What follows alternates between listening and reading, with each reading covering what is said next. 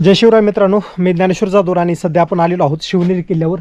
शिवनेरी किल्ल्यावर आल्यानंतर आपल्याला या ठिकाणी क्रमांक 2चे प्रवेशद्वार म्हणजेच गणेश दरवाजा पाहायला मिळतो. तर या दरवाजाच्या अगोदर आपल्याला एक ठिकाणी महाद्वार देखील पाहायला मिळते. ते पेशवे काळामध्ये बांधलेलं आहे. तर त्याच्या अगोदर किल्ल्यावरील मुख्य प्रवेशद्वार हेच असेल गणेश दरवाजा.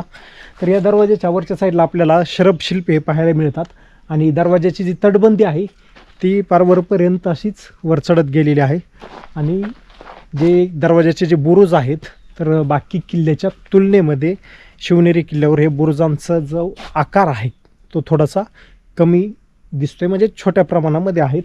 आणि या दरवाजातून जर समजा आपण आत गेलो तर लाकडी दरवाजे पाहायला मिळतात आणि दरवाजावर अणकुचीदार खिळे देखील आहेत, प्रमाण थोडंसं आहे.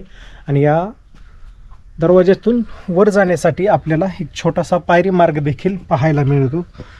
हा दरवाजा जुन्या काळातला आहे, म्हणजेच मे बी यादव काळात देखील हा दरवाजा असू शकतो. शरभाचे शिल्प वगैरे आहेत आणि वर जाण्यासाठी रस्ता आहे.